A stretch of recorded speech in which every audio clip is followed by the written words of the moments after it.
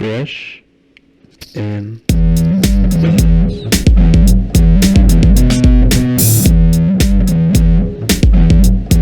all right, welcome back to another episode of Fresh and Buds. I am your host, Tommy Fresh. You are all my buds. This is episode 66 of the show, and I'm joined once again by the myth, the man, the legend, the Lightning McQueen, croc-wearing MoBogsly. How you doing, Mo? I'm doing great. Thank you so much for having me again. A little upset it's not episode 69, but I'll take 66. It's fine. Well, maybe you'll come back in 3 episodes. We'll see, but that depends on how this one goes, my friend, because, you know, after I had to edit your comments about Ranch last time, you're on thin ice, fella. But we got a great show for you. We're going to do some Dynasty first impressions. We're going to get to some listener questions from the buds in the Discord, which, of course, was totally unhinged and off the rails, which we really love. Especially when we got someone like MoBogsly on the show. But before we get into the thick of it, I want to shout out to the Patreon. The Patreon is something that helps keeps the mics on and the lights on and the mics hot. I'll get it right one of these days. I keep forgetting to mention that you get the blue cheese Talishar sleeves. You get a Romping Club membership in the mail. You get a little sticker, a handwritten note from me.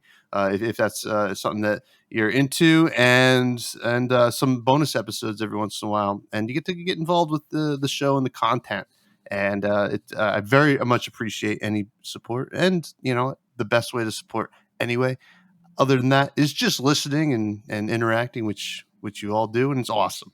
Now, I also want to shout out to the other show, the live show that I do with Mr. Viz, a.k.a. Gary, a.k.a. MoBogsly, long lost lover. On Wednesdays, 9:30 Eastern is the Bud Rush Bellow. It is a live podcast, which you can also watch the VOD. I make sure that it's up on the YouTube, and it's a lot of fun. We crack packs. I try to convince Gary that Runeblade cards are bad, and he tries to convince me that Brute cards are bad.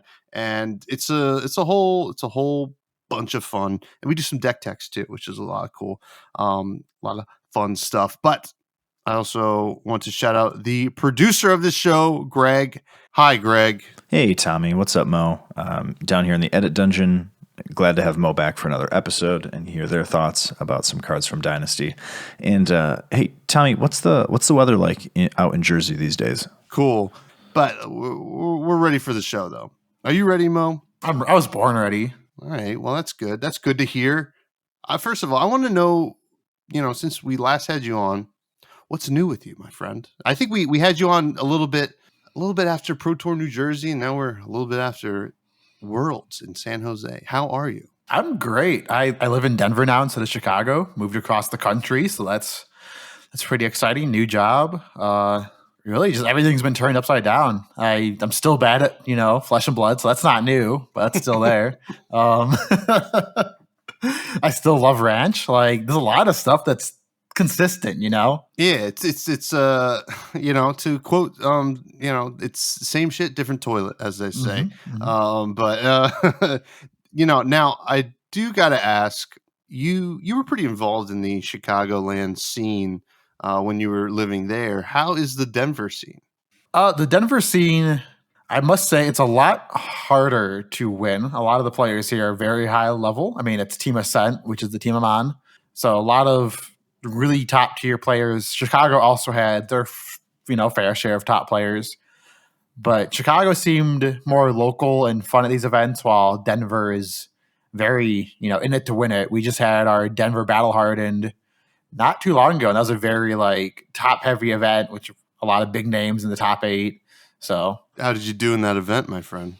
So I decided to not play Kano, and I played Icelander. Okay. I played against a Reinhardt that rolled scabs every turn and swung Big Me twice in the same turn. I got destroyed in that event. It was not fun. Was it CC? It was CC, yeah. Wow, that sounds like a lot of fun. I'm a big fan of that Reinhardt player, especially, not only just playing Reinhardt, rolling scab skins every turn, and beating you, MoBogsly, which is just beating me is easy though. That's like an everyday thing. I think your record against me is 1-0, right? Like, I think so. Well, didn't I give you Levia to play?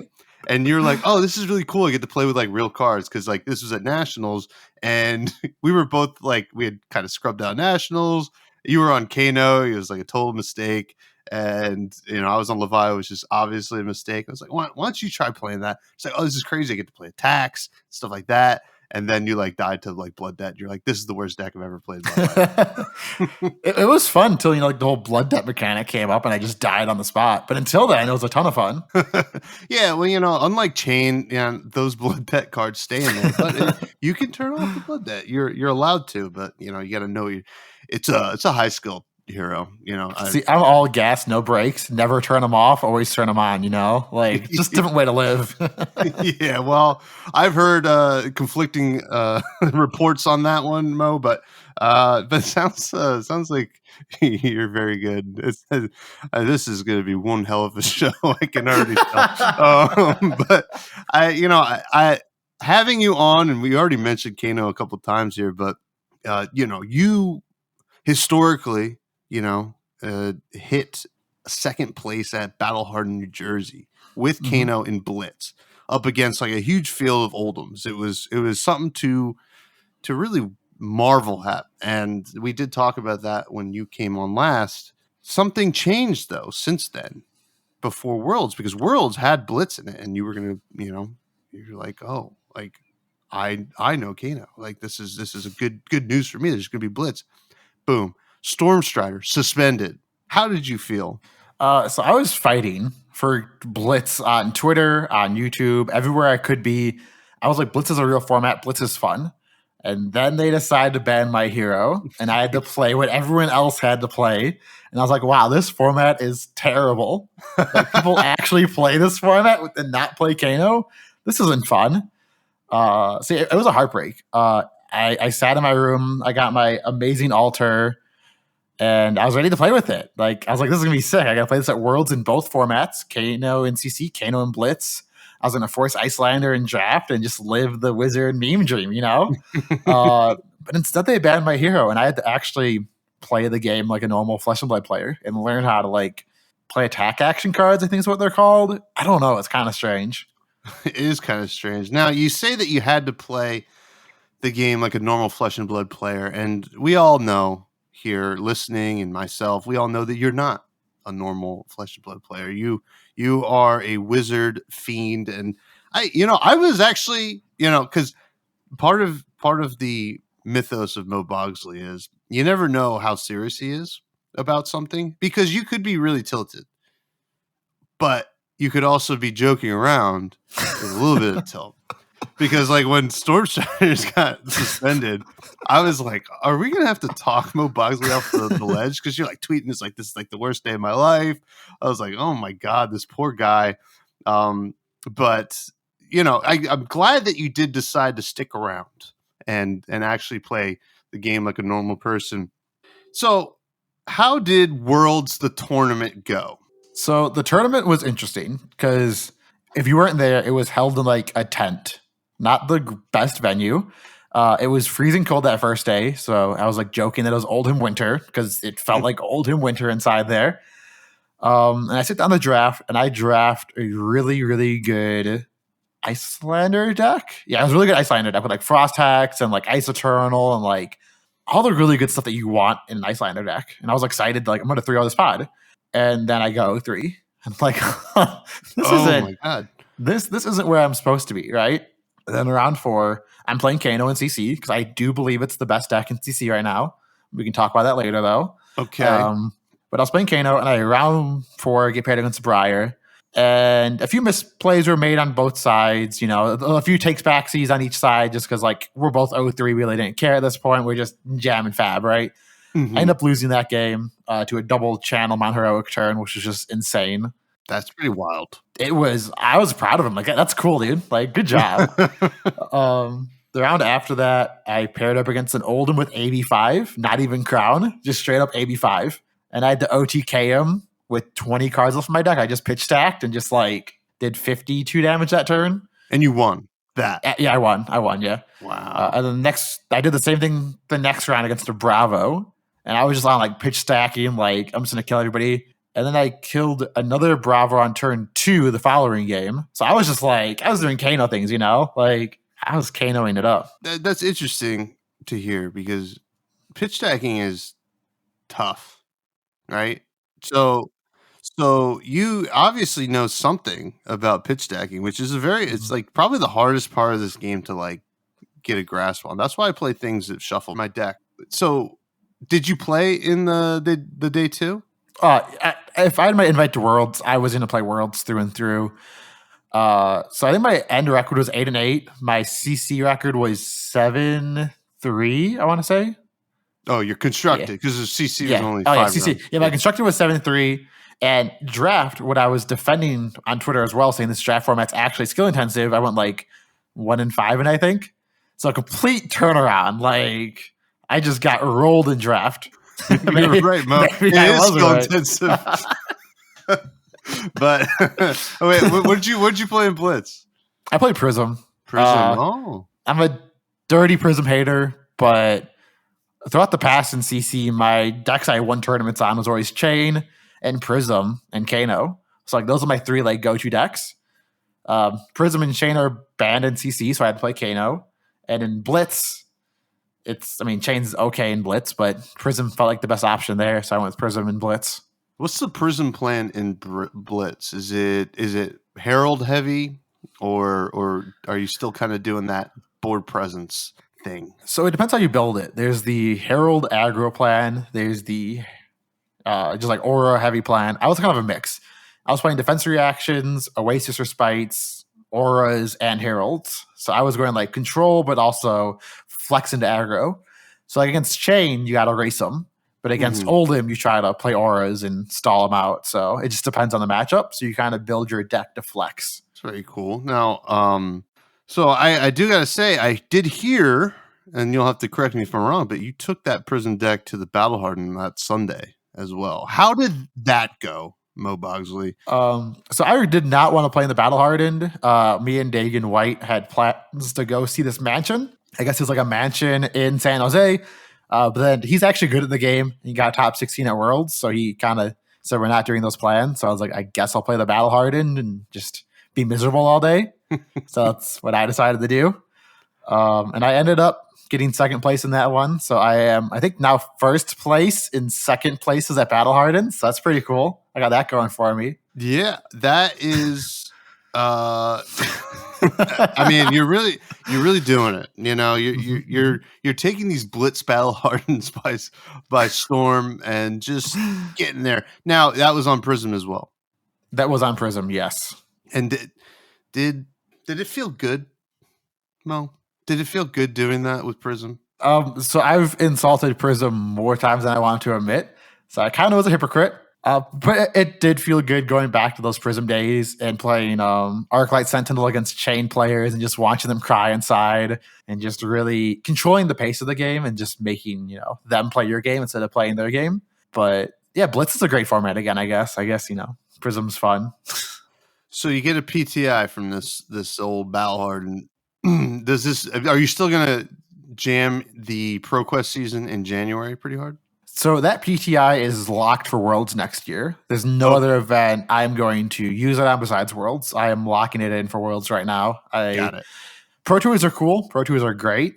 But Worlds is an experience I don't want to miss. Yeah, absolutely. And also on the flip side of that, the prize payout in Worlds is probably the highest. So, definitely the highest, not even probably. So that's a smart move. Yeah, and getting second, the only thing I missed out on was some bad card called Gold Skullcap. Like, who really wants a golden skullcap, right? Like, I don't, so. Not me. Not if I have to do it with Prism. I have morals and standards. Me too. So I think the biggest takeaway that we can take, and I think a lot of people agree, is that you can actually perform without Kano. It sounds like. Is that true? I can perform in Blitz, and according to Team Ascent, it's because my attention span is so short. CC is too long, and I just lose focus. But Blitz is enough chaotic good that I can focus for like 5 minutes at a time and kill someone. But in CC, I can't. Oh, well, that's good news. It's going to be the shortest podcast ever to keep you in that blitz window of time. And Yeah, I think round 2's about to be up, so I gotta go. Oh, really? Oh. Yeah, round 2 is up. Gotta go to the next podcast. Who's next? Who's the next podcast? The reaction phase. I gotta go jump over there now. Oh, okay, Yeah, that makes yeah. sense. Now, but in all seriousness, Mo, it's awesome. All the buds are rooting for you, myself included. We like to see buds win, and I do want to give a quick shout out to a bud. Rose Smith took down the Battle Hardened Philadelphia this past weekend with Dash. Very exciting. Rose is a real Terminator. She plays so well. I've lost to Rose many times, and I was not surprised to see her take down the Battle Hardened, which was very cool. The cool thing about the Battle Hardened Philadelphia was it was the premier tournament of Dynasty. The first big tournament, and we're going to talk a lot about Dynasty today. Before we do, we're going to do the fresh faves, which we always do, but this is going to be a special fresh faves with MoBogsly. I'm going to ask him his Dynasty favorites. So, you ready? I was born ready. Like I said, 27 years waiting for this moment right now, right here. Oh my God, the pressure is immense. First, which hero from Dynasty is your favorite? I gotta say the assassin. The way they spoiled him, the way they revealed him, that was so cool. And I got the promo card from the Dynasty weekend, and I love it. It looks so pretty. The what was the promo? It was the lights out Renaissance, I think. Oh yes, Mhm. that is awesome. Do you plan on playing Arachne at all? In Blitz, Kano's got my heart. In Mhm. CC, maybe. It's a slow control deck, which seems interesting. So I might play him out in CC. Yeah, kind of it seems. Well, I think a lot of people are trying to go the aggro route, but it also seems like a really cool mid range deck, kind of poke with the dagger, present a tough on hit, and block twice or something like that. It's kind of cool. I like that kind of stuff. Which weapon is your favorite from Dynasty? So this weapon's interesting because it's the weapon I hate, but I also love the design space of it. It's Jubilee Spellbane. It's a warrior weapon. Once per turn, pay red, attack. Whenever this hits a hero, if you don't control a Spellbane Aegis, create a Spellbane Aegis token. And that just has, if your hero would be dealt arcane damage, you may destroy this and prevent 1. So it gives you ward 1 on hit, and it makes those Dory matchups and those warrior matchups as a Kano player so much harder. And it's just an interesting mechanic, and I really like it. Yeah, it's a really interesting way to give warrior a cool sideboard option, right? Mhm. For all the Runeblade, or not Runeblade, the wizard stuff. And I guess it could be good against some Runeblade stuff, though I'm sure it's not the right choice. But no, that card's awesome. I pulled a foil today. Ooh. And a foil of the token as well, which is kind of neat. All right, which equipment is your favorite? Ooh, now I'm just going to pick a card from every class at this point because my favorite equipment is Beaten Trackers. I think this card's not only very strong, but I love the art. You get free toe picks, which is great. It blocks for 1. It does everything you want as a brute, and it's got great art. So, yeah, well, I don't know. To be honest, Mo, this is the first time I've heard that card be described as great art. It's no doubt excellent art, but it's I think a lot of people are simping over the Leave No Witness waifu assassin card. Soraya, but I'm with you on with you on the Beaten Trackers. Feet, toes. Yeah, that could be a female ogre or a female brute. You don't know that. It's true. Those are some nice legs. Those are some nice toes. I'm just saying that's got some nice art. I also just I don't know, just everything about that art. Besides the toes, it just has very brute style. The environment, the armor he's wearing, it just looks really cool. I just really like it. I think I'm gonna cosplay that. That would be an awesome cosplay. He was like, "Well, what are you? Look at my feet."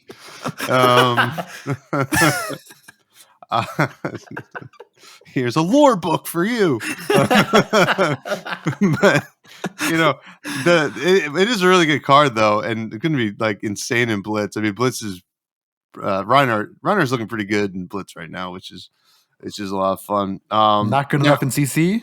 No CC love there.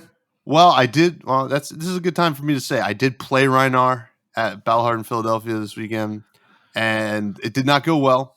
I'm on the full discard at random deck. Skull Cracks, Berserks, Sand Sketch Plan, all this really fun stuff. The potential is really there. You can have like these 30 damage turns, but you could also whiff. And this is a story I'll tell. I've told last night on the Bud Rush Bell, but I'll tell it here for the folks that don't tune into that. I was playing a game, and my co-host from the Bud Rush Bell, Gary, and another Bud, Bobby, who I was staying with, comes up watching me play, and I pop my Tunic counter, play Berserk, and then play Sand Sketch Plan. This is what the deck wants to do, right?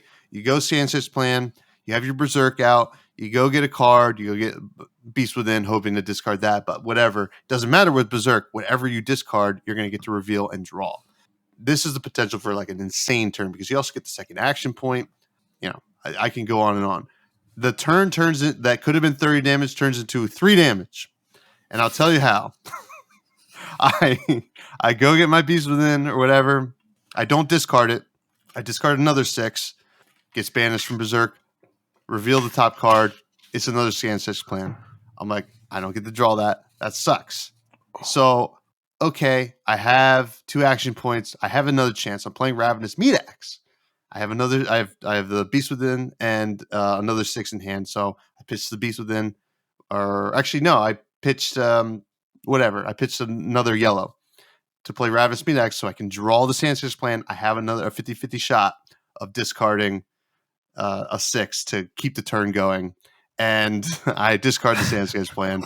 So not only did I never get a Berserk trigger, my Ravenous Meat Axe didn't even get the +2. So I only threatened 3 damage. So I couldn't do anything. It was literally the worst thing that could have ever happened to me in my life. But that was the story of the day. I should have ran it back at the PTI tournament on the Sunday just to kind of give it another shot because it is very high variance, ups and downs.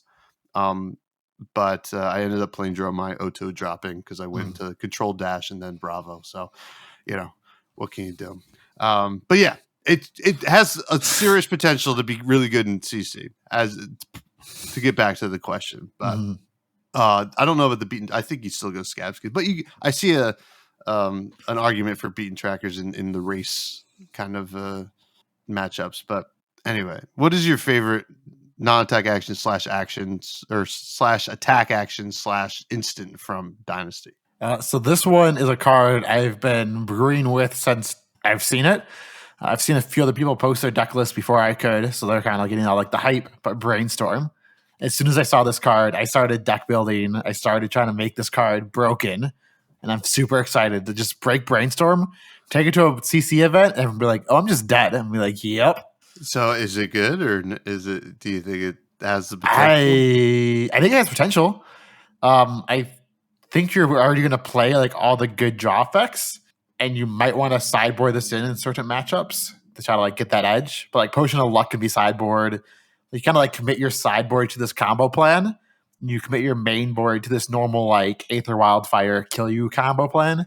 You kind of like have both options available to you depending on how much AB they have. It seems really cool. I do really like that card. And God, the art, I think it was Mark Poole, just absolutely killed it. But yeah, that was the fresh Dynasty phase from our favorite croc wearing guest, MoBogsly. We're going to get to the main topic now. We're going to do some Dynasty first impressions. We're going to go class by class just to kind of like talk about how we're feeling about the class and what it got from Dynasty, where it's going to go, maybe Blitz and CC. But before we do that, I do have to ask, do you hate anything in Dynasty? The only thing I would say I quote unquote hate is the Angel that Prism got, just releasing a Light Illusionist card for a hero that's already living legend. Kind of leaves a bad taste in my mouth. That's kind of like upsetting, at least to me. Like, why release a card for I hear that you can't even play in the best format, but Yeah, I mean that's a valid criticism. Although a little weird coming from you who just won or just won a PTI from with playing Prism and Blitz, where you can play that card. But no, that's a valid criticism. Myself, it comes almost in that same vein as that we didn't get any shadow support, but we got 2 light cards. And I get maybe it doesn't fit into the lore or whatever, but it would have been nice to get one thing, you know. I was hoping. Like, I want to play Levia. She was my first ever Blitz deck I've ever played.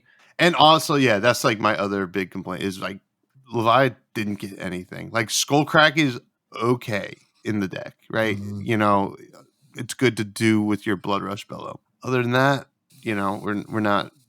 Berserk is very inefficient and very hard to set up. Savage Beatdown, that's even harder to set up. It's hard to set up in Rhinar, let alone Levi. So, you know, hey, that's okay. On to greener pastures, hopefully sometime soon for the Shadow Heroes. But let's talk about these different classes. First of all, Assassin. We talked about Assassin a little bit already, but how do you think the deck's going to be? What are some standout cards? So the standout cards, I don't have the names, but like the CNC one is really cool. Leave No Witnesses. There we go. That's like my favorite card, I think, so far. Just a card that forces 2 cards from your hand and has a relevant on hit. Because of most Assassin cards, you're like, I can take 4. I don't need the top card in my deck. Not really a downside of not blocking these, but the Majestics that Assassin got, like Leave No Witness, is just amazing. CNC is already a good card. Printing a CNC that banishes the top card of your deck and that card is a really cool design space. So that's my favorite one. Yeah, and I mean, all 3 Majestics, well, I guess there's 4 Majestics for Assassin, but Leave No Witness is really good. The yellow one, Eradicate, very cool. I mean, that one's got to be an all-star in Blitz, right? Like, you know, you can get rid of half of someone's deck with some good what's cut to the chase is the attack reaction. And Surgical Extraction seems to be the real one. I mean, you can't even get the card right now. I think there's a big buyout, but you know, hopefully it's not low printed, and this is all just like some hype on low printing. But Surgical Extraction, for those of you who don't know, on hit you banish the top, and then you get to look at the top or look at their hand and banish something from that. And you get silver for any blue that you banish, and people like blues. But silver's good because you get your Valiant Dynamo that gives the Valiant Dynamo that is a Snapdragon scaler back, the Black Tech Whisperers, and then the mask is really cool as well. In terms of, I mean, for myself, the playability, so I got to see a lot of Arachne players around in Philly this weekend. Nothing really in the top tables. I think people are still figuring it out. I think some people are still waiting to get the cards. But it has some real bad matchups, right? Like Guardian's like, yeah, I'll block your things. I don't care, you know, and they play anything that's playing a lot of defense reactions seems to be really tough. But that being said, I think we're in a position where it could really be cracked open. And you're seeing like some other relative non-hits be played in the deck, like CNC and Pursuit of Knowledge, which I love the fact that they're playing Pursuit of Knowledge. I mean, it's so cool. You hit, if you poke them twice with the dagger, you present a Pursuit of Knowledge. They're like, how do I not block this with like 3 cards? You know? Yeah, I think everyone right now is just, like you said, taking their Assassin cards, shuffling them in a pile, and saying, "Hope this works." But like most Fab decks, you need to take those good generics. I would start with the generics from, I think it was Arcane Rising, they said he was supposed to be released from. Start with the set he was supposed to be released in. Look at those first and see what like broken cards you can get out of there. And then add in more generics, you know, as time goes on. But need more support than just his Assassin cards because they're all just 0-for-4s with no go again. And that doesn't do much against most decks. Yeah, and that's why Pursuit of Knowledge seems like a no-brainer there. But like, I think, Rifting seems like it could be really cool. I mean, depending on what your what kind of non-attacks. It's not playing a lot of non-attacks. other than maybe it was the Payday or something like that, which wouldn't even be good. And then like Cadaverous Contraband, but like that Maybe. would get your non-tax back. So, you know, you got to get cute with it. That's step one, is finding the cute cards and just. And you know what? If there's anybody that's going to get cute with something, it's you, MoBogsly. So I'm excited to see all your assassin builds in the next couple months. But so I think assassin probably going to be rated at like a C. I'm just like we're going to just give these letter gradings today. A C right now, as in we'll see if it's any good. Next surprise tier list video. Who would have thought? And you love your tier list, so that's why we bring you on. Next, we have Brute. As I mentioned before, I did play Rhinar. I do think the support for Rhinar was very good. Right, Skullcrack, Berserk, Savage Beatdown is fine, but and then you get something like Rock, which is also really cool. Not good, but cool. What do you think about Brute? I've always wanted to play Brute, but I feel like my brain is too big to play Brute. Like, I need to get into that. I need to get into that brain of being like, discard good, take variants, play Hearthstone. Like get into that mindset that randomness is good. And I can't do it yet. But like every Brute set, every time there's new Brute cards, I look at them like, wow, Rock is cool. Wow, Skullcrack seems great. Wow, Feet Pick Beat and Tracker seems really cool. Like Berserk, it might not be good, but it seems cool. Like there's so many cards out here that like I want to just brew and play with. But if the best Reinhardt players can't break it, I clearly can't with like no experience. But the one thing I will say is I've said Smash with Big Tree should be played in Reinhardt since day one. And I'm so glad the CC deck at the Calling won with Smash with Big Tree, because I'm like, been saying that since day one. So I mean, that was that was pretty cool. Yeah. I mean, Brute. I mean, Rhinar specifically, and I guess KO to a certain extent, kind of got these buffs, and I think they're quite good. I think something like Berserk can be broken, and Savage Beatdown in like the grindy deck, right? That you can set up for like that swing for like 12 or whatever, which is insane, is something that I think we will see a lot of, because if Rhinar is winning a Calling before these cards come out, these cards can only help. So I'm going to give a B+ for Brute from Dynasty. B standing for Brute. And I'm not sure if it's any good, but I really love Yellow Reincarnate. It might not be good, but that card just seems sick. I might be wrong because I don't play Brute, but I just really like that design space. I went on a real big rant on the Blood Rush Bellow about Reincarnate, because I was mad that it's not good in Levia at all. It's like so bad. And it's like, it's called Reincarnate. It sounds like it should be playing with like Banished Zone or whatever. And the art is sick though. It is. And after playing with it, it is quite good. It is the yellow is quite good. And I think even some people would probably want the red, depending on the build, which is neat. And I also kind of really love how good Ravenous Meataxe is now, with all this discard at random support. Yeah, and I like that it's a card that you don't need to discard to play. You can keep a good 2-card hand and just throw 7. Like pitch a blue, swing, throw. I guess normally Brutes can't do that, and now they can, which is sick. Yeah, it's very cool. I think like we're going to see some really cool control Rhinar, and then like that balls to the wall, discard at random aggro Rhinar, which is what I'm more interested in. But next we have Guardian.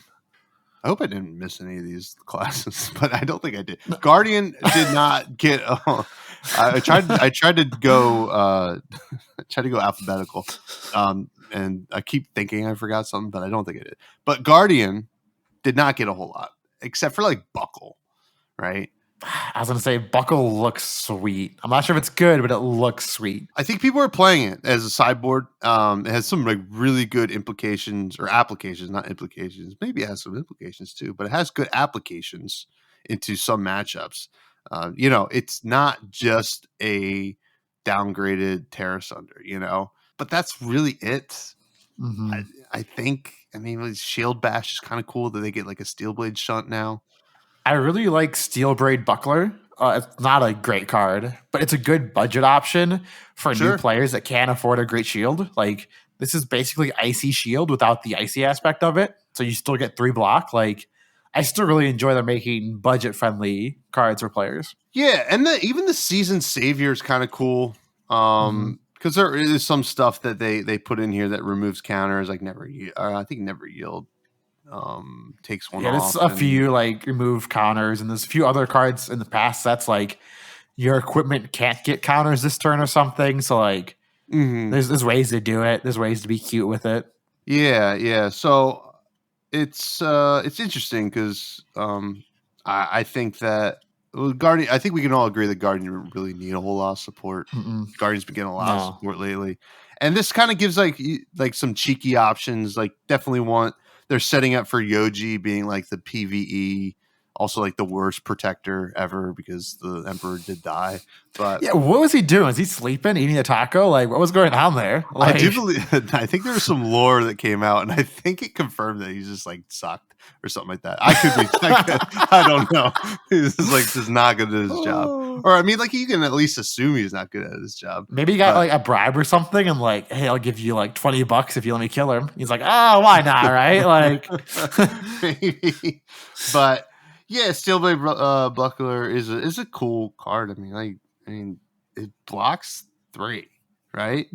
I think even in Blitz, it has to be a pretty awesome option if like Blitz gets that fast, right? I mean, Icy Shield, unless I ban Icy Shield, but like, yeah. Well, it's for like interesting. Bravo and Valda, I guess, and even Yoji, but nobody's gonna be. It's a shield that doesn't require cost. So now, what about Illusionist, my friend? What do you think about Illusionist? You know me, huge Illusionist guy here. Love Dromai, love Prism. They got some interesting things here. I think they're setting up for the next light Illusionists to be like spectral shield focused. Yeah. Like really caring about spectral shields. So while these cards don't look insane now, I think with the next hero reveal, it would be like, wow, these cards are really good. So I would pick up these cards now. But I really like Ward. I don't think it's a great mechanic yet, but I like the idea behind it. But I don't think it's a May. So if you be dealt damage, you're forced to destroy it, which is like the one downside. You can't like hold it. Yeah. And you know, it's kind of, I think the only auto include that we see here into decks is like Invoke Soraya for, I guess, Blitz Prism. Well, I guess all this is going to be Blitz Prism because I don't think any of this is necessarily super playable in Dromai. Maybe this next card, Phantasmal Symbiosis, the one that when you attack, you name a card and it gets Illusionist until end of turn. So you can kind of like say, hey, your popper is now not a popper, which is kind of cool. Yeah, that's going to be a very playable card in, I would say, any Illusionist that comes out, though. But I think people are sleeping on it. Take a little nappy poo on. Yeah, I mean, taking nappy poos on Prism right now makes sense because it's not Prism season. Well, on the card in general, I think. Fair. I mean, that's got to be an auto include into Blitz Prism, though, right? Which one? Phantasmal Symbiosis. A yellow, cost 1, attacks for 6, and then you can turn off poppers. Like you can, or something else you can do, like you can give like let's say you had like a CNC or something like that, or like a or even you play like a Enlightened Strike in the deck. You could like you can give that Illusionist so it would go again that turn. No, that's actually yes cute. Is that So I like that. That's very cute. Thank you. Look at you breaking the format. One card at a time. Yeah, but I would say we're going to get a D for Illusionist so far. Obviously, it's setting up for a lot more, but it's not really having any real impact. Yeah, there's not much. Even the equipment they got isn't really that good for budget-friendly players. So Yeah. Next, we have Mechanologist, which you have some experience with. Out the gate, we know that Rose did win Philly Battle Hardened with a nice hybrid version of the deck. And we also saw in the finals, it was a mirror match, but one fellow, Pierre, was on Hanabi Blaster, which is a really cool card. When you watch it in in action, that card seems crazy to me, honestly. Yeah, that card seems amazing in Blitz just because you're not worried about deck size and it swings for 5. So you're just like 5, off turn, 5. You know, like you can take it these really big turns. But I'm more excited for the control dash with side of it. overpower. Yes, with overpower. Yeah. Listen, if you want to beat Kano, play that card in Blitz and Kano will cry. Pulse Wave Harpoon. That's going in every dash deck. That card's insane. That's the one that looks at the hand and forces your opponent to block. After you boosted X amount of times? Yeah. So like for X amount of times equal to times you've boosted, reveal that many cards. Like that card's a 1-for-4 with Go Again, which already is insane in like Dash. Dash got so much awesome support this set. They're focused on hyperdrivers, which makes no sense to me because like sure. But I do think there is a control dash that will break out eventually and just mech people. Like you're just gonna get mech to death and be like, what did I do wrong? Like how did this happen? And I think Date It All got so many cool cards from this set, and I'm super excited for that. Oh yeah, I mean, Date It All like got like some awesome stuff. The Mechanoid is crazy, right? Like I've played against it, and like you can what's the card in Dash that gives you extra action points? High Octane. Yeah, so you High Octane, boost a bunch, and it goes 6, 6, 6, 6, 6. Yeah. So it's like it's insane. BIOS update's also really good to a certain extent if you're playing a lot of items. You know, and I think just like the amount of support that Dash got seems to be A tier, bordering S tier, to be honest. Like the Harpoon alone, 100%. So I think we're getting some S tier support for Mechanology. And they finally have arms that do something for Dash. Like arms that block for 1 and like actually have relevant text. Because before Dash was like, would I play my arms? I guess I'll play this random generic like yeah. Well, yeah. You play Goliath Gauntlet or like something else. But yeah, no, S for the Mechanologist. And next we got Ninja, which also got a whole new archetype to play with. Kitty Katsu. Meow. So we're not seeing Katsu really perform with it over the weekend so much, right? Fi was still running the tables at the Battle Hardened, even though they did not top 8, but they were at the top tables for a lot of the time that I saw. I did not see a lot of Katsu doing the Crouching Tiger nonsense. Now, that could also be a thing of, did people get the cards? You never know. But I have played against the deck on Talishar, and seeing an Art of War and a ton of Crouching Tigers is the scariest thing I've ever seen in my life. Yeah, it has this like insane pop-off potential that could just like kill you in one turn.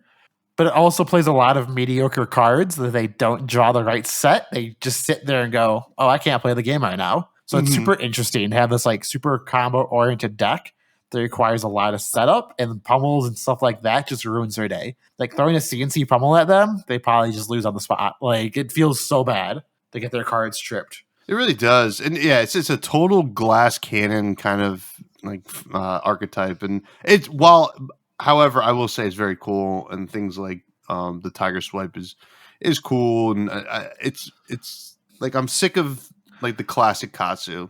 You know, I'm glad it has something else to do, and I also will shout out the Blazing Uroi or whatever, the chess piece that's really good into the mirrors for Fi, which is good. It's good. It's great for those go wide decks. Like it's basically a mini Carrying Husk, but bad. Not bad, but like it's not Carrying Husk level. But in certain matchups, like against Dash, you just have a 5-block equipment that can block whenever you need it to. So that's great. Yeah. So I think I'm going to give Ninja a C+ for cats. Meow. Next we got Ranger. Ranger got a new bow, spoiled by As from GoGam Gaming, and the bow. And I think we have a listener question about it, but it's for Azalea. I don't play a lot of Ranger. We're not seeing any results yet. Drill Shot seems to be a really great card. Heat Seeker's awesome, but other than that, you know, if you're on the Sandscar bow plan, a mobilizing shot is totally fine as well. It's not the end all be all. I don't know. So they got like a bunch of anti-aggro cards, but the problem is Azalea was already good against aggro decks. Like that's what she pried on. Same with Lexi. You just give them a bunch of frostbites, make them discard their hand. Aggro decks hate that. But they didn't get any anti-guardian / control cards, which is their worst matchup. So this makes their good matchups better and their bad matchups the same. So that's what kind of feels bad about it. You still can't beat Oldhim. You're still just sad when you see a Guardian. But those aggro decks are going to cry. So I guess the drill shot is okay into Guardian with some like pumps if you're like doing like one big shot a turn. But even then, it's tough. It's always an uphill battle for Azalea. And I mean, Lexi, not as much, but you know, we'll see. I think I gotta think about something funny. I guess we'll give Ranger we'll give Ranger C- for could be good. I think you're gonna give it an A for Azalea tier. A for I didn't give anything an A yet. Next we got Runeblade, which got a whole new set of cards that care about pitching non-attack actions and attack actions. So this is obviously setting up for the next Runeblade that we get. Looming Doom is a card, and I think it's good, but I think we won't see the full potential of it until we see something that actually wants to play the new book. Yeah, that's Looming Doom is so interesting because like it's such a like, hey, you're gonna die in 20 turns kind of card, or I'm gonna take a card from your hand for the next like 10 turns of the game or whatever. But it's so interesting because it's just not there yet, and I can't wait for it to like break out and everyone be like, "Oh my god, this card's busted." Yeah, I think it will get there. Cryptic Crossing is a hell of a card. I mean, that card seems so cool, relevant on hit, and then the book. I just want the book to be playable. Once the book is playable, I'll probably play Runeblade because that sounds so funny to me. Just like reading a book every book pass. God, book is so interesting because it's two-handed. Like, imagine if they give him like a one-handed thing and kind of like, or give it a go again, like something, you know. I truly think it's probably going to be a fully realized archetype of a hero at some point that like just really likes to read or something. I don't know. I guess the tiara. Oh, sorry. Go for it. The tiara. No, the tiara is. That's frustrating. Yeah, that's very frustrating for the Kano people out there, the wizards. And the cool thing that you could do with it, I mean, once a Kano player is wise to it, I guess you can't really do it, but you can attack, all the rune chants go to pop, and then you can pop. And if Kano tries to do something about that, like, you know, start comboing off, you can pop the tiara and still pop the spell void, which is using the stack is always amazing. Yeah, and I think you can do something crazy with Looming Doom as well. If you creepers it in, you know, this is all Gary stuff. You know, Gary talks about this, and I just listen. Yeah, it sounds like a lot of math that I don't ever want to have to do, but you know. I really like Cryptic Crossing as a card. Like, it costs a lot, but it's a popper. It has a relevant on hit. Like, it's interesting. Yeah, I think that card's very good. Makes creepers really good too. But like all these cards have some serious. Most of these cards have some serious deck building restrictions, and I think we're gonna have to see what that means because I don't think Viserai as it stands wants to do that. Like doesn't want to have to pitch two different cards to like play something. Get one in our own chat. Yeah. So yeah, we'll see. We'll give Runeblade a D for Doom. Ooh, that sounds. Oh, spooky. Next we got Warrior. Their new legendary for Bolton, or for all light warriors for Bolton, is sick. Like, Spirit of Arena. Yeah, being able to combo off at instant speed and be like, oops, you're dead is hilarious. One of the Blitz armories this weekend, the table next to me, they blocked perfectly, and then they just slammed the Lumina Ascension down for the extra 1 point of damage and just got there. Like, such a unique and cool card. Oh, yeah. It's like, it's not going to make Bolton the best, but it's definitely welcome into the Bolton deck, and it's just automatic shoo-in, right? As you mentioned before, the Jubil Spellbane is really cool. I really love the daggers and the Battle Axe. The Battle Axe is just, I've been thinking about the Battle Axe a lot. The Battle Axe is beautiful. And it's so hard to be good. We don't have a hero that makes it good right now. It's not good in Dory. It's not good in Bolton. But I can't wait till we get whatever that's going to be. Iron Song Pride is a really good addition to Dorinthia, like the classic Dorinthia. It's doing stuff you want to already do. Visit the Imperial Forge is super cool too. When you get them low enough, you just give your sword and dagger attacks piercing and say, block with the equipment, do it. And suddenly they can't. Like, piercing is a really cool addition. It's sick. Like, I think puncture and precision press are just like very good, right? Maybe precision press a little bit more because it gives the sword or dagger go again. I do like the Quicksilver daggers. I want to make them work in Bolton, but it is very tough to do. You need a lot of resources because you can't courage a blade hold. And then we get something like Felling Swing, and we're just like, well, that's like axe support, but poor axe players, like, because that's 3 for +5, and it's just like, is that really the best we can do? Or 3 for +6? Like, I don't know. Seems like a lot to pay for +6 when your axe also costs 3. Yeah. I think they're gonna have to really make something that makes sense for the battle axe to be good. Like I can't even like fathom what it would be. But that being said, Warrior did get some cool stuff, and we're gonna give Warrior an A for Spellbane Aegis. Sad days. Sad days. And to finish up the classes, we're gonna do Wizard real quick here. What's the deal with Wizard? You tell me what you like from Wizard. So Wizard's interesting because most of the cards we got are just strictly better than the cards we already have, which is interesting. Like we got like Sap is a better Zap.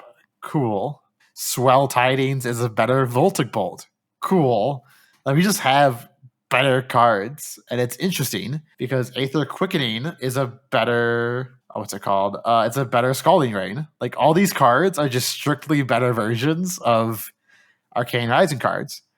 But the Surge mechanic isn't great. No. It's very hard to get Surge to work. The good news is playing 6 red Voltic Bolts in CC feels amazing. Like just having that effect is really good. Cards like Mind Warp forces aggro decks to block it, or they might lose their good cards from their hand. So there's a lot of like cool, unique cards that have Surge, and now it's just, is Surge an actual playable mechanic? And I'm not sure. Right now it's just upgrades to my current cards or copies 3 through 6, but I'm not sure if I actually like these cards. It's hard to say because like the Wizard staff helps do it. And Blessing of Aethers helps do it, right? So you do force your opponent to like commit a card, no matter what. So I don't know. It feels like it's such a hard mechanic to pull off. And the sad part is, as a Kano player, I would rather you not pitch for Arcane and just take it and be greedy. So a mechanic that makes you want to pitch makes me feel bad because I don't want you to pitch. You know, like the more damage I can leak through, the closer you are to my kill range. So giving a mechanic that makes players go, oh, maybe I should block this, just feels really bad if there's no on hit like Lesson in Lavas or something relevant like Sonic Boom. If it's just like, don't take 6, they're like, okay, I'll take 5. And you're like, well, that sucks. Like, I lost 1 damage for no reason. Yeah, I would have to see something that really, really makes this a lot better.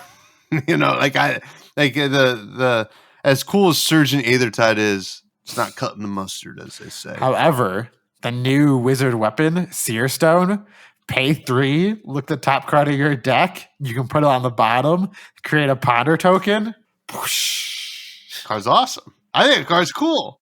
It's busted. Like, just call it a game. Are you gonna play it? Yeah. No, you're not. Yeah, good. I think it's good. Okay, I like things like that. It sounds fun. I want to ponder my orb. Why does it not cost 1? Like, make it cost less. Like 3 is way too much. You want to pitch 3 anyway in Kano, so just do You have it. to activate Kano to look at the top card and play it, not to look at the top card and bottom it. Yeah, but how often do you have something that you don't, like a blue in your hand on your turn that you don't want to arsenal? So you can like, oh, well maybe I can switch this out for something, you know?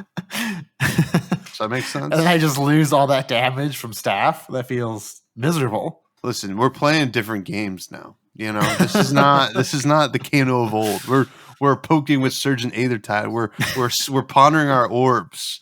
You know, and we're playing Brainstorm for gosh sakes. If they made like the new staff like a one-handed and this one-handed, so you had like a 2-cost staff and a 3-cost like, you know, Orb? I could see it. That'd be kind of neat. Yeah. I'd be into it. But like a 2-cost weapon that doesn't do much and a 3-cost orb that doesn't do much that you can't play together just feels so bad. Okay, listen. Will you admit that the Seer Stone is a sideboard option for something?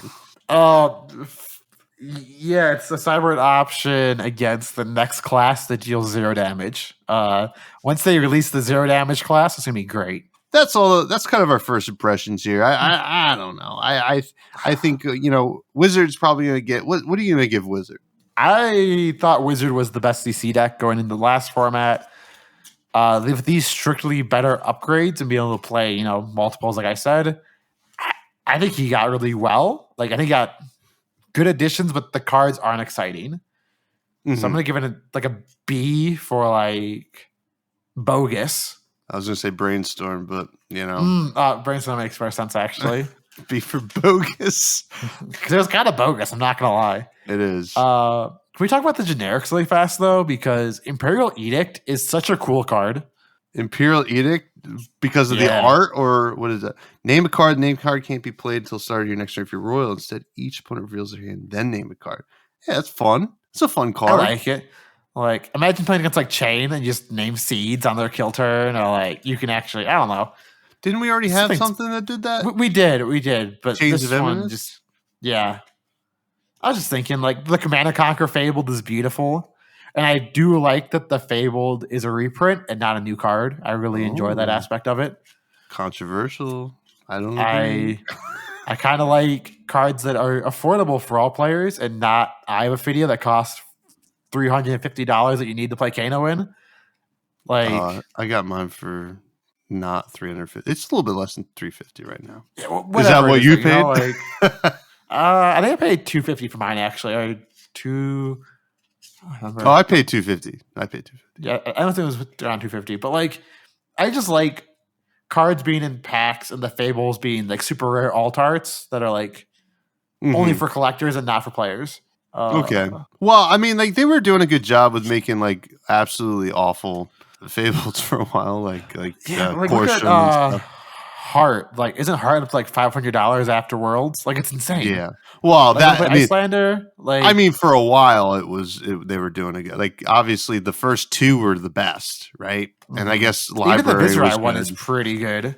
Viserai one's good, though. I guess it's really not that great. I mean, it will be actually probably insane in the next Viserai if this set kind of gives us any kind of idea of what that looks like. But hey, listen.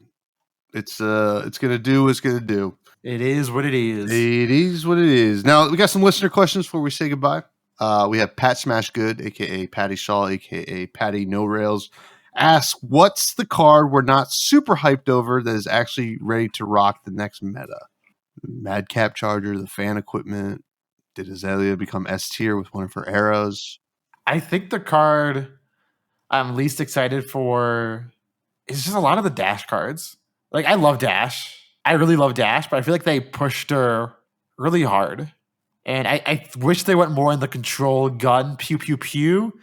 Like, I like all the cards they gave Dash, but I wish they shifted back to the control side, where it's more like item-based, like, control. But I think this set killed it. There's nothing that I'm like, oh my God, you're playing that card? That card is so busted. It's more like, that's a really cool design space. That's a really cool, like, mechanic. Yeah, I don't think we're going to be surprised by anything. I mean, I do actually, he mentions the fan, the ornate Tessin. I do think that will be playable. It won't be setting the world on fire, though. That card's really interesting. I really hope Regicide just gets broken and people just start dying to a 3 attack that can't be blocked. Yeah. But You know, I don't know. It's hard to say, but I don't think we're gonna get surprised. And I guess we kind of cover this, but Andromeda asks, how much did the Dynasty cards help Kano? You said that, we just got more copies and strictly better upgrades. Viable in CC. You already thought he was one of the best decks in CC. And do you think Cheerios Kano can become a thing again? Or did Icelander kill that dream? I don't know what Cheerios Kano is. I was also curious what Cheerios Kano is. If it just means like a super aggressive play off the top red line version, I don't think we're in that current meta. I think we're in the mid-range block with 2 cards, play a card, block with 2 cards, just like grind the game out, because 6 arcane is harder to block than what most decks are throwing back at us. So we can kind of like win that grind war versus most of these like, slower decks. But I don't think we're back to that, like the Aether Wildfire, just try to kill you game plan currently. Next we have Capolo, who asked, if I want to learn Kano, what is the main thing to focus on while testing? Yeah, so the main thing is how fast and hard you can flick your cards. The faster and the better you can flick, the more on tilt your opponent will be. So just get used to like but in our reality, just learning how to block. A lot of fat players don't understand that blocking is a mechanic and they just take everything. And Kano is a deck that if you do that, you're at 30, you're dead. Utilizing like when you have to block, when you can do more damage with Sonic Boom and other stuff, and just playing the deck by yourself, like sitting in your room alone, like I do every night, and just play with yourself. Like it helps out a lot. Like you're like, oh my god, I'm serious. Like I sit at my desk and I shuffle my Kano deck and I draw 4 cards and I go, what does this hand do? If I block with 2 cards, what do these cards do? And just analyzing every combination of cards. If I block with 3 and arsenal this, what does my next turn look like? And practice pitch stacking. Pitch stacking is something that Kano players need to do. And one way I do it is, let's say I pitch a Sonic Boom. I count my deck and I go Sonic Boom 34. And when I draw 4 cards, I go Sonic Boom 30, Voltic Bolt 33. Draw 4 cards, Sonic Boom 26, Voltic Bolt 29. And you just keep relaying that. Like how like you're counting cards at blackjack. You're keeping a mental note of where your deck is. You don't need to count like the irrelevant cards. Like there's like 4 blues in between there. You can just count the cards that matter. I do this a lot with pitching the cards that draw cards. So like I'll be like, pitch a red, pitch 2 blues, pitch a red. And the reds are ones that draw cards. And you just go like draw cards, 2 blues, draw cards. You just like memorize like how far it is in your deck. And then just keep subtracting it every time you activate Kano or draw cards. Very hard, but just if you ever see me in a tournament just like staring at my opponent, it's because I'm just going Sonic Boom 23, Sonic Boom 23, Sonic Boom 23, and just saying how long do I have to live before I can kill them. Oh my god, that is insane. I guess intense. Honestly, I don't know how you do it. I don't either. That's why I'm brain dead after every single event. After? I thought it was before. Maybe during. during. the whole thing. Like, and then finally, Azukar asks, any thoughts on aggro assassin, or or do you think like kind of like the mid range control assassin is going to be the way to go? Because like the aggro like is starting to play like Art of War and like Razor Reflex and stuff like that. That's interesting because I think there is a way to build a more mid rangey deck. I don't think going full aggro is something you want to do, just because like he doesn't get much support from his current cards to go full aggro. You have like some attack reactions. You can like try to get them on a few turns, but you can't get players every single turn of every single game. You can't be like, you have -4 block. My, raised reflex, this, Snapdragon Scalers, that. Like, you run out of that. So you can do like a few burst turns here and there, but you need that control in your deck, and you need to try to play for the long game, milling their good cards and just grinding out a small edge. Well said. I kind of agree. I kind of like that small edge side of it. But hey, that's going to do it for the show, Mo. This is a lot of fun, as always. You've come. I don't want to go, Dad. I want to stay. No, well, I'll get you next weekend. You truly have become one of my best buds in the community, and always love hanging out with you at events. And yeah, you're the best. So please, my good friend, plug anything you'd like to plug and where people can find you. Yeah, so on Twitter, you can see all my amazing shit posts at twitter.com/MoBogsly. I forgot, my own Twitter was called. But yeah, twitter.com/MoBogsly for shit posting, youtube.com/MoBogsly for Kano deck techs, Prism deck techs. I only try to post deck lists and content I think is helpful and supportive. So I might not post for a month, but as soon as I do post, it is something I truly, truly believe in. So that's my motto for that. Catch our podcast with Josh from Hometown TCG on the reaction phase starting Thursday on a brand new channel. So that's pretty cool. Cool. Yeah. Well, all of that's going to be in the show notes. And you can all still find me at FreshBudsPod on Twitter. Like, comment, subscribe on the YouTube. If you're listening, something that you can do that's very helpful is to go and leave a review or give a rating, which helps us be more discoverable in the interwebs there. Yeah, check out the Buds Discord. Have a lot of fun in there. It's all available in my link tree below, and also the Bud Rush Bell. Please check that out, and the Patreon and all that fun stuff. Now, as you know, Mo, I always like to end the show talking about food. I'm giving you a redemption chance here to talk about some good food. Maybe something you're enjoying in Denver now that you live there. Oof. I miss Chicago food. Denver food is so much worse quality, so much less flavor than Chicago was. So it's been a struggle. My taste buds have been crying every single night, wanting better food. It's interesting. I go to Denver almost once a year, and I do agree the food scene is not the greatest. However, the Southwest kind of Tex-Mex stuff that you can get is very good, like burritos and tacos and stuff like that. But I don't know about the rest of it. I've had a few good Mexican places, and those are really good. But God, what kind of food do I want to talk about? I can't talk about the R word because I know it's a trigger word here, and we don't mention that anymore. No, not anymore. I learned my lesson. I just think more places need to make better burgers. Burgers is such an American staple, but every place is here's a cheeseburger. No, give me mac and cheese like we had at the one place, mac and cheese on burgers. Give me onion rings. Give me fried eggs. More places need to go all out with their burgers. Wow. Now that's interesting to hear. There are some, I don't go for the mac and cheese. I like an onion ring and stuff like that. But yeah, no, I agree. I think some people should take more pride in making their burgers. So I don't know. I don't know why I do the podcast right before dinner, because I don't get the hungriest. I'm starving. Yeah. Well, we're going to go eat. Everybody, thank you for listening and have a good week. And eat more.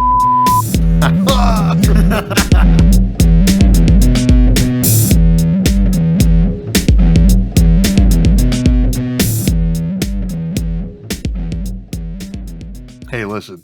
It's not just Prism feet. It's the same shit, different toilet, as they say.